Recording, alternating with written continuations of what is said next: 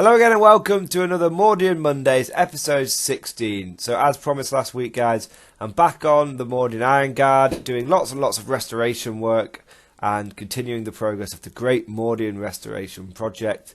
And I have completed another one of my 10-man assault squads. Now I say assault, relatively speaking, because obviously Guard aren't the best at close combat, but they can do it when they need to. And I do love a good bayonet charge, especially with my Mordians, because weirdly, whenever I use them in combat, my Imperial Guard seems to be better at hand-to-hand fighting than they do at shooting. The number of times I've done a volley of lasgun shots from first rank fire, second rank fire for it to do nothing, charge in, and with a sergeant chainsaw and a few bayonets, with 9 attacks, I've managed to do more damage. 12 attacks, I've managed to do more damage. So my Mordians do seem to prefer it in close combat, and I've had a few opponents as well who have staggered in disbelief at the fact that their Space Marines were not able to beat down a few Guardsmen, and in return, my men were able to drag down a couple of Astartes. I used to love it back in the 6th edition Guard Codex, which we had through all of 6th and 7th, which you used to be able to get priests which had battle hymns, and the battle hymns, you pass a leadership check, and then one of the ones you could do was re-roll all armor saves in close combat. Oh, that was so good. The amount of times I used to make so many re-rollable 5+ armor saves was glorious. So, just going over the details of this squad then, getting back to the task at hand and going over sort of the painting side of this. For those of you that are who are new to the Mordian Mondays, what I tend to do is I tend to go over what painting and hobbying I've been up to this week, then do a bit of general chat, and then sort of wrap it up with some tactics discussions as well. So going over the painting side this week, obviously 10-man squad, continuing to use the heads from Anvil Industries. Tend to find that they're really good. The one downside of the heads from Anvil Industries is the parade caps don't have an Imperial Eagle. So you do get 2 style when you buy your parade caps from Anvil Industries. You get them on a sprue of 7 for like £3. I think the more you buy, the cheaper you get. And 2 of them have got a skull with wings, which are like they're really cool. But the remaining 5 hats just have this sort of golden sort of bar at the middle, and it looks okay. But I definitely would say that the Victoria miniature heads, they have that advantage over the Anvil Industry ones, which is they have a proper style eagle on for the cap badge. But from a distance, I have to be honest, guys, you can't really tell the difference, because when you're looking at a sea of 100 guardsmen, you're not really looking at the fine detail, and instead you don't really see the Imperial Eagle. You just see a blob of gold on the hat. Whether it doesn't really matter what the cap badge actually is. Now, I also bought with this. So I've got the Anvil Industry heads. I also have I bought the drummer set, which comes with the drum and the 2 arms for playing the drum with the drumsticks. That's really cool. I wanted to add that just because it looked really cool. It won't be anything but a lasgun in the unit. I mean, I thought about maybe using it as a Voxcaster for a bit of a joke, but I don't think I will. It's just going to be a cool model to have in the squad, having a sort of regimental musician, regimental drummer. I think they also do. I've got the bugle that they have as well, which will be cool, and I've got that built in another squad. They also have a guy playing the bagpipes, and I think I will actually get a bagpipe guy, so I'll have one each of the sort of cool, interesting musician models from Anvil Industries. So, but I have to say, this drummer, yeah, it was really easy to put together. The parts fit together seamlessly on as you can see, a non-Anvil Industry torso. That's a Cajun officer torso. So it's good to see how interchangeable those parts are. Because obviously it would work, it would fit perfectly in an Anvil Industry torso, but that wasn't one. Should mention that the officer model, the sergeant model here they're all Games Workshop parts. So you've got that's officer legs and chest and cap, and the arms from the Scion kit. For those wondering where the chunkier arms are, they're both those are from the Scion kit. Don't think there's any other outstanding conversions there. You've got the knife wielding guy. He's just all Games Workshop parts. The knife, how I did the knife wielding, if anyone's interested, very, very simple conversion. I don't think you'd even call it a conversion really. It's a bunch of, the arm is from the heavy weapon team kit, and normally you'd put like a mortar shell in that hand, but instead I put a knife because I thought it looked quite cool that he's gonna sort of, how I imagine it working is he's going to throw that grenade into like a trench or something, and then get in there and in the tight confines of maybe of a trench or a building. His lasgun's not going to be all that wieldy, but that knife he could get in there and start jabbing people up, which is what they did in sort of World War One. A lot of the trench raiders didn't even, some people had revolvers and pistols, but a lot of them just had clubs and knives, because you might think it's mad to charge a trench with a club or a knife, but you weren't. Once you were up close and personal, the guy with the knife has a huge advantage over the guy with the big rifle with the bayonet. So that's why I've got this knife wielding guy, because I thought that looked cool. A bit of a nod to that style of fighting. Now you may notice that I removed the sort of, I don't know what you'd call it, but sort of the backpack.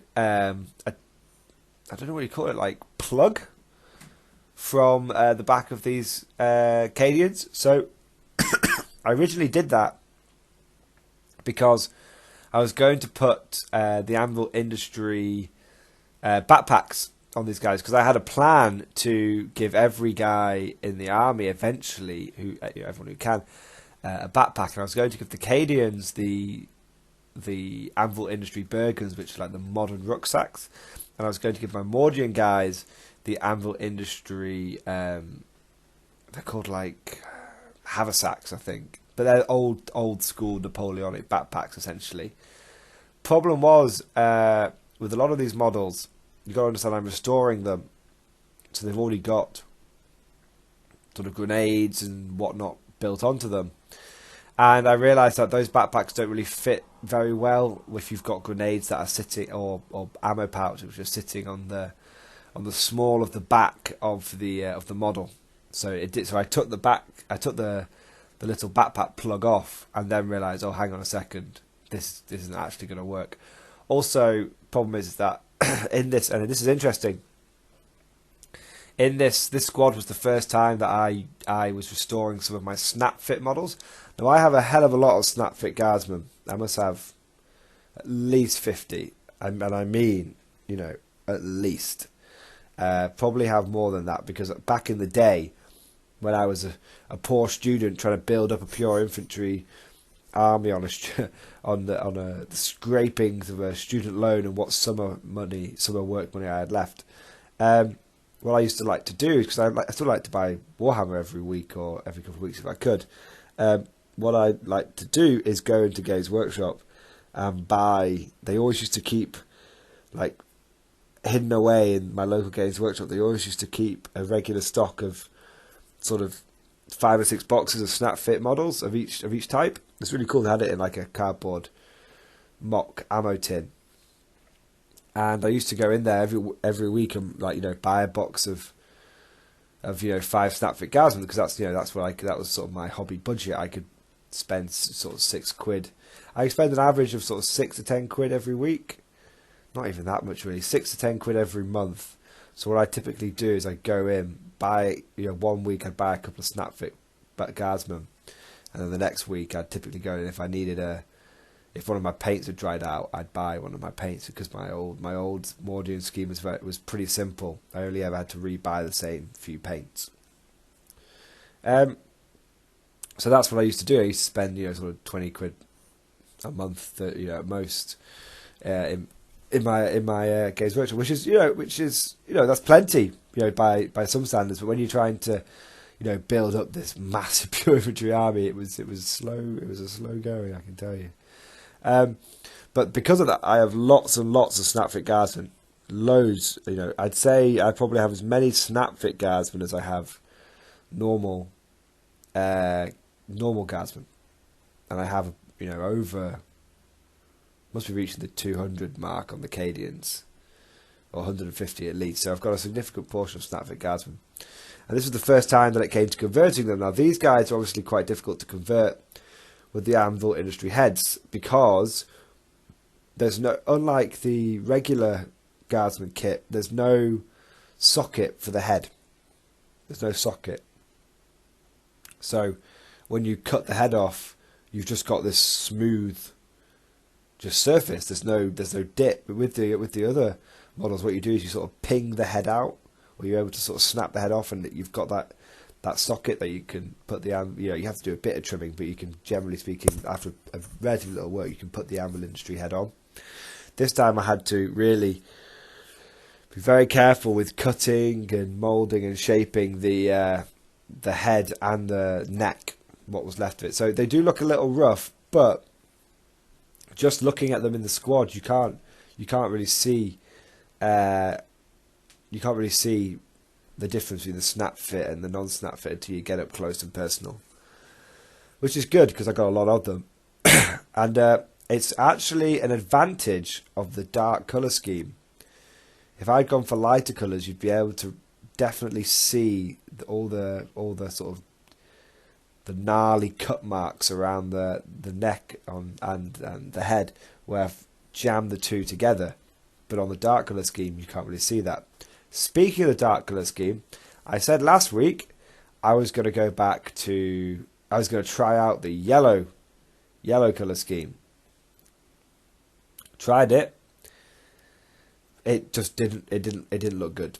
To be honest, guys, it looked pretty bad on the snap fit models, and what I've realised is it looks the yellow and green colour scheme, where I essentially get rid of the blue, looks fantastic. Looks really, really good on the classic Mordians. I've actually kind of learned that the classic Mordians almost look better when the trousers and the tunic are the same colour. And I've always traditionally had them two separate colours. But, you know, I don't want the classic Mordians obviously to be one colour and the Cadians to be the other. And I'm really liking the way the colour scheme is now sort of shaping up. I think it's natural when you're doing a big project to get a significant way through and have a little bit of a wobble. And a lot of you guys in the comments last week when I said I was going to try the yellow out said, don't do it. You know, keep with what you're doing. You'll keep switching otherwise. And you guys are absolutely right. And I do love the original remastered scheme. The blue and the green does look really good. Speaking of the blue and the green, the pictures, I hope you guys have noticed I've managed to improve the brightness. So this is actually the photos before. The colour scheme looks so dark, but I've actually adjusted the brightness now on the pictures, and this is what they look like normally.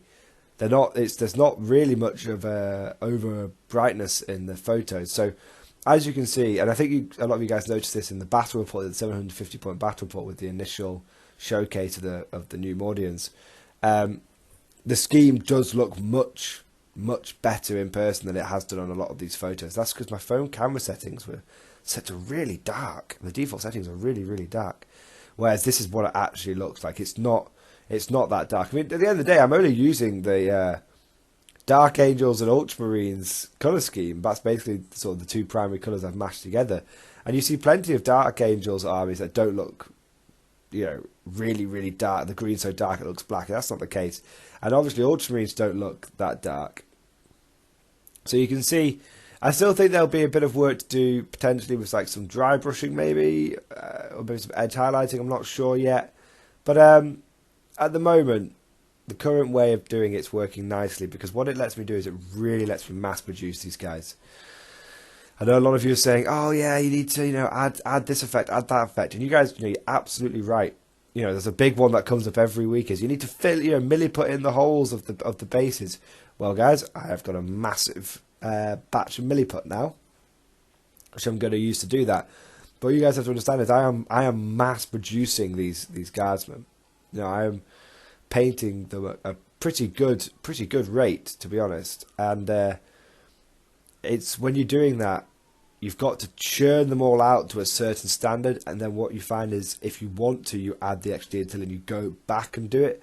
But if you don't, it doesn't matter because the army is to a good tabletop standard, and that's what these Mordians are going to be. That's all I've ever said they were going to be. I'm redoing the army so it's to a good tabletop standard, and there's a number of reasons for that. One, I'm doing like 400 guys, 300, 400 guys. I have to set a limit because I want to get this done relatively quickly because I want the Mordians to become the premier army on the channel again. The channel's called Mordian Glory, and if I paint every single guardsman to the best of my ability, it will take me decades. When I paint a model to the absolute best of my ability, it will take me a week to paint one character to the absolute pinnacle of my painting capability. When I was painting my Genestealer cult, and they weren't to the absolute best. Now, my skills have improved since then, but back then I was painting to the absolute best that I could. So much freehand. Every single one of those Genestealer cult models has a free-handed Brotherhood of Nod Scorpion on both shoulder pads. So much conversion work done as well. It took me, when I had a week off work, and I spent the whole week painting a single squad of neophytes, and it took me a full week of almost non-stop painting. On average, it was taking me like an 8-hour day to paint one guy. So, but I don't want to do that again with and it took me over a year to get my Genestealer cult completed, and I don't want to, and that was only 100 guys. Now I've got 400. I don't want to spend over 4 years, 5 years painting those Mordians. I want them out on the table now. So that's part of it is speed. Second part of it is that got to accept the reality, which is speed is when reality, which is when you are painting so many men, the detail tends to get lost. When I'm putting 200 guys on the table, detail does tend to get lost. So it's almost a case of you get to this point of diminishing returns. So what I've got here, is I've got two thin coats on every colour on this army. I've got base coat, followed by two thin coats, followed by fine detail work, followed by shading. That's pretty good. The only step I'm missing out here really is edge highlighting and a little bit of dry brushing. And even then, I dry brush the rifles. A lot of the rifles tend to be dry brushed. Some of them are a bit more solid still, but a lot of the rifles tend to be dry brushed.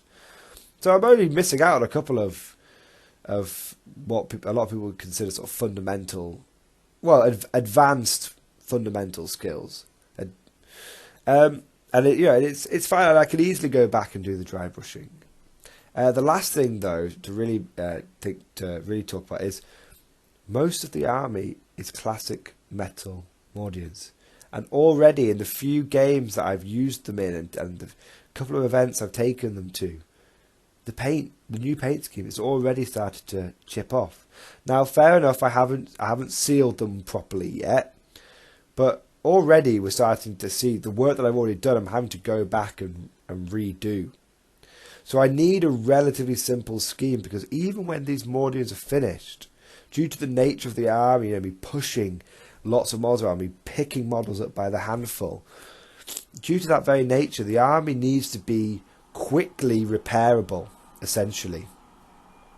I need to be able to come back from a tournament, quickly scan through every model, check, and out of those, let's say, 250 man army, if 10% of them have got little chips, take the 25 models and quickly touch the details in and put them back. I need that practicality, because I don't want to be redoing this army in the same scale again in another 5 years' time. No.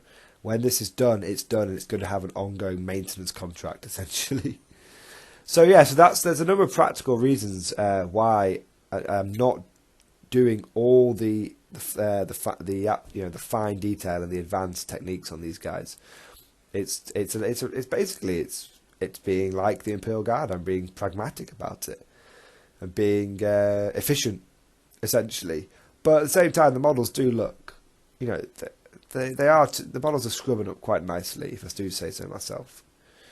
Now, I appreciate the fact that this video is getting on a little bit. So, one of the things I've been, one of the things I want to say is the next squad that I'm going to paint. I think it's quite bad weather here at the moment, so I do have another basic flamer squad ready, built, that needs, but it needs base coating, and I can't base coat if it's raining outside because it just screws up the base coating massively, and I can't base coat the models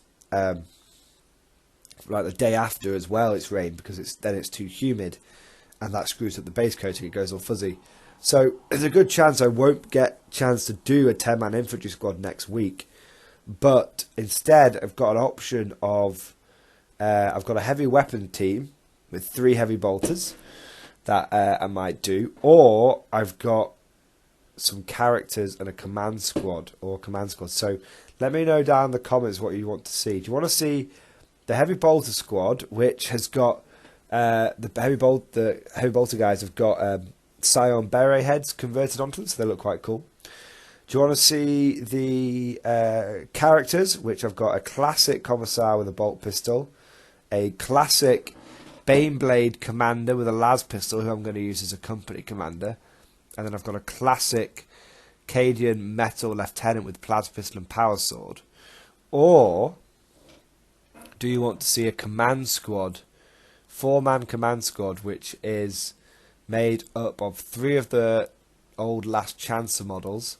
I've got Fingers, Brains, and Hero, and then the last model of the command squad is one of the Games Workshop 2000 metal original remastered Cadians. So which of those 3 do you want to see? The converted side heavy bolters, the classic characters, or the Last Chancers and classic Cadian parade ground model command squad? Let me know. Just to say this, just to take stock of where we're up to. So this is episode 16 of the Great Mordian Restoration Project, and I said I wanted to get a squad done every week. That was my average. I wanted to get done, or a unit done every week, and I think we've done pretty well on keeping to that target. So I've got 1, 2, 3, 4, 5, 6, 7, 8 regular squads done, which is cool. And then I've got 2 heavy weapon teams done, so that's 10 units. And then I've got 10 characters done. I like to spend a lot of time on my characters. I've got 2 Lord Commissars, a priest, a commander, 2 junior officers, and the 3 advisors, the Massive Ordnance, Officer of the Fleet, and the Astropath. Got those guys done. So that's another 2 weeks of models done there. So that puts us to 12. I've got the command squad here, which that admittedly was just a small unit, but that was sort of week 13. And then we've got the Ogrins, the 6-man Ogre squads, which I will admit to be 2 weeks. So, that's about 15. So we've managed to, out of 16 weeks we've done, we've managed to get a unit completed on average 15 out of 16 weeks. And the only one that took me longer was the Ogrins, and they're big models. So I'd like to say that we're on track. We are on track for our target, the Great Mordian Restoration Project. The plan for the rest of the year in terms of this, in terms of the restoring the Mordian 50th, is we want to get, so we've got our first platoon done essentially, and we want to try and get a second platoon done. So we've got 6 regular infantry squads for the first platoon, and then I've got, which is 2 missile launcher, grenade launcher, 1 las cannon grenade launcher, 2 flamer squads, and a melter gun squad.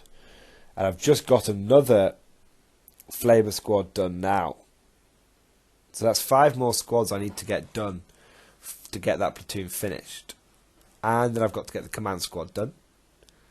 So that's 6 more units, plus the 4 characters for each squad. I've got to get a priest, commissar, junior officer, senior officer. So that's another week. So you've got 5 infantry squads, command squad, and the officers. So that's 7 units I need to get done to complete this infantry, to complete that second platoon. I mean, I've already technically done the heavy weapon team because I've done the mortars, but so technically I've already done the heavy weapon team for this platoon, but I also would like to get those heavy bolter guys done. So that's 8. So I've got 8 more weeks of units that I really want to get painted up. So I think that how many weeks do we have left till the end of the year? So we've got all of November, which is 4 weeks, all of December, which is 4 weeks, and then we've got 2 weeks after October, so we've got 10 weeks left to get 8 units done. So we've got a little bit of leeway. Might be able to get another specialist unit done.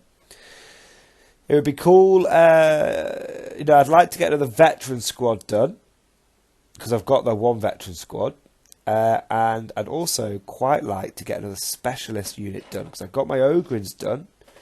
Maybe get the Bulgrins done.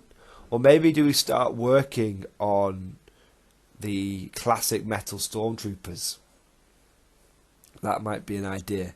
Let me know what you guys. Let me know what you guys think. What do you want me to paint next? If I may end up just being able to get a 10-man squad done, but if I can't, what do you want me to paint next? Heavy bolters, characters, or command squad? And what do you think I should be looking at to get? Should I get an extra squad of veterans in there before the end of the year, or should I get some Ogrins / Bulgrins and a squad of them done, or should I start working on the creme de la creme, the Grenadier Corps of the Mordian 50th, the Stormtrooper Corps? Let me know what you guys think. Thank you for listening. I know it's been a really hobby focused video this time, but it's great to be back on the bandwagon, great to be back on the road again, getting these Mordians painted up. Thank you for listening, and of course, I'll see you guys next time.